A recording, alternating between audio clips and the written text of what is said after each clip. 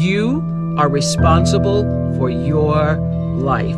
And if you're sitting around waiting on somebody to save you, to fix you, to even help you, you are wasting your time, because only you have the power to take responsibility to move your life forward. Nobody is gonna cry for you. They have their own tears. One thing I'm positive about is how ROI negative complaining is and how much I'm trying to suffocate the practice of it. I really have been fascinated by people that have changed their mindset into understanding that everything that is not going well right now is their fault. It has been remarkably important to me in understanding that everything that I'm not happy about is on me. It's a remarkably interesting brain twist. The amount of energy spent on things that you can't control versus being accountable to what you can control has been a huge separator for me in the last 4 or 5 years as I've dug deep. I always tell people the most valuable lesson I got from my mentor, Jim Rohn, was I asked my father, worked 2 jobs. We were always broke. We had no money for food.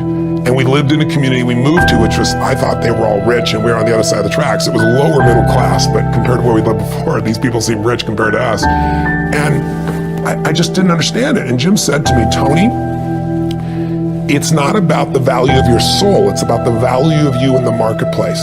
And your father's skills are not that valuable. Someone said we have 2 primary choices in life. We can either accept conditions as they exist, or we can take the responsibility to change them. See, a lot of people want to exempt themselves from taking responsibility. All they want to do is talk about the problem. Every time you see them, they'll tell you their story over and over and over and over again. No one's going to do anything for you. Couple rules of being a real leader. You need to take responsibility for your own life. Bringing energy to your team, leading in recruiting, leading in leadership, leading in growth. Nobody owes you anything, but you owe other people everything. That's what a leader does. You take responsibility. You know exactly right now what you're not doing. It would be criminal of you to leave here and say, I don't know what to do. You know exactly what you're afraid of. You know exactly what you've been avoiding, and you got to make a decision to change it. You know exactly what it is. Don't BS anybody. You know what you need to do different. You know the changes you need to make. And if you can do that, you stop kidding yourself, you can win. You can overcome your fear, overcome procrastination, whatever that is. I say to people, you got to participate in your own rescue. You've got to retool yourself. There are no skill sets in community colleges today, for the most part, that are going to prepare you for the economy or a job that's there. So what is that going to do? You're just going to waste more money, more time. We need to retool ourselves. The government's not going to do it for you. And even when you're struggling, even when you're discouraged, and you feel like other people have given up on you, don't ever give up on yourself. Right now, between me and the person I want to be, between you and the person you want to be, there is a gap of skill set, and that's it. But once you know your mission, and once you believe that you can accomplish anything you set your mind to, then you can do the extraordinary. Now for me, getting out of that space of being lost, of not knowing what I wanted to do with my life, it all came down to needing to earn credibility with myself in very small incremental ways. And I knew if I was going to accomplish anything in my life, I was going to have to get control of my mind. Now ironically, there's 2 ways to get control of your mind. Way number 1 is directly going to the mind, which can be very scary, can be very daunting, very ethereal. It's ephemeral, it's hard to grab onto, it's hard to touch. But way number 2 is through the body. And so I decided that my Kung Fu was going to be to get very good at developing my body. And in that process, I was going to learn about nutrition, which would allow me to help my mom and my sister. In that process, I was going to earn credibility with myself, and earning credibility with yourself is so important. Do it in micro ways. For me, just showing up to the gym every day was a micro victory. I said I was going to do it, and I did it. Now you have to understand, I hate working out. So for all of you crazy people that get an endorphin rush from running, I hate you all. Running for me is like being stuffed into a meat grinder. There is absolutely nothing pleasurable about it whatsoever.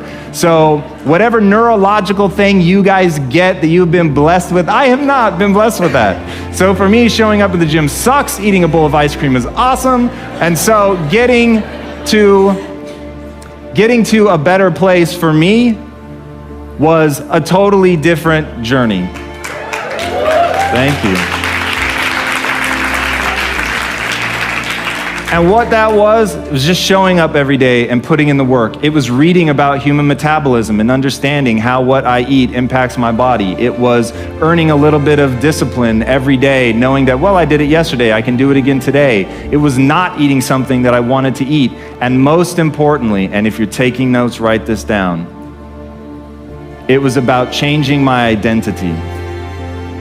Because at the end of the day, identity and values drive behavior.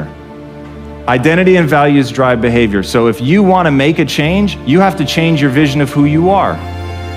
You have to begin telling yourself a different narrative. And the narrative you tell yourself about yourself is everything. And if you tell yourself that you're a scared, undereducated kid from Tacoma whose family has never accomplished anything, let me tell you what you will become. A scared, undereducated kid from Tacoma who never accomplishes anything, because that's what you believe. You tell yourself that story enough, and it will become real. But on the flip side, you could tell yourself a story of you're a learner.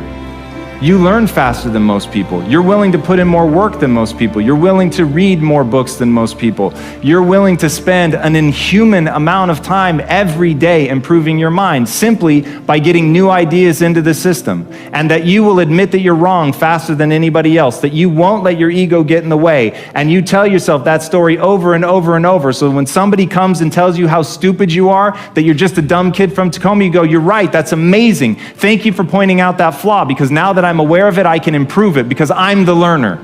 And once I switched my narrative to being the learner, it didn't matter where I started, it only mattered where I was trying to go. And as long as I had that clarity, then I could execute, because I believed I could do anything I set my mind to without limitation. You don't need a better economy.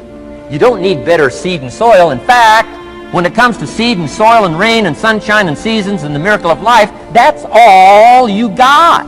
Now, what if you blame this stuff? Then you're blaming all you got. If you blame the economy, and you blame the schools, and you blame the teachers, and you blame the sermons and the preachers, and you blame, the marketplace, and you blame the company and company policy, what else is there? When some people get through with their blame list, there isn't nothing else. That's all there is. And if you blame the only thing you've got to work with, I'm telling you, it's called mistake colossal. In not understanding that that's all you've got to work with. And if this is all you've got to work with, then you don't change the seed, and you don't change the soil, and you don't change the rain, and you don't change the sunshine, you don't change the seasons. Right? Guy says, I'll take 3 springs, 4 summers, 9 falls, no winters. No! You can't fool with this stuff. You got to take it like it comes. Then what do you change to make your life work well? You got to start with your philosophy. Guess what I had to do at age 25 in order to change my own future? I had to change my mind. I had to change my thinking. I had to change my philosophy. I was messed up on what was causing my problem. And once I got that straightened out, that all the stuff I blamed, the government and taxes and the marketplace and the economy and things cost too much, negative relatives, cynical neighbors, once I got rid of that and started going for where the real problem was, which was me, I'm telling you, my life exploded into change. My bank account changed immediately. My income changed immediately. My whole life took on a whole new look and color immediately. And the early results I got from making these philosophical changes tasted so good, I've never stopped the process from that day until today. And I'm telling you, with a little consideration of the refinement of your sail, by setting a better sail, refining your philosophy, your whole life can start to change from today on. You don't have to wait till tomorrow. You don't have to wait till next month. You don't have to wait till spring. You don't have to wait till 93. You can start this whole process immediately. I recommend it. Now, some people do so little thinking, they don't even have their sail up.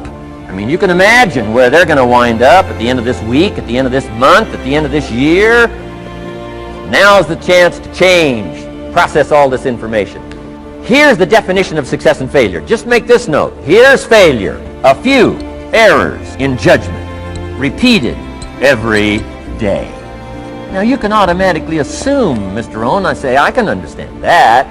A few errors in judgment repeated every day. For 6 years, my father, 88 years old, he's never been ill, still hasn't retired. Not long ago, midnight, we're getting ready to go to bed. We've drilled a new well, got some extra water, got some more acres going, he's all excited. At midnight, we're getting ready to go to bed. My father's eating what he calls his midnight snack. A little bite to eat before you go to bed. Don't have to go to bed hungry. And I'm watching him eat this midnight snack. Guess what he had? An apple, a few graham crackers, and a glass of grapefruit juice. I said, no wonder my father's so healthy. My mom taught us all those good health practices. Taught me when I'm growing up, right? I'm an only child. I've never been ill. Passed the big 5-0 some time ago. My 2 daughters, 32, 33, never been ill. My grandkids, never been ill. I'm telling you, the legacy lingers on. As I watched my father have this midnight snack, suddenly it occurred to me. I know that's part of it. An apple, what?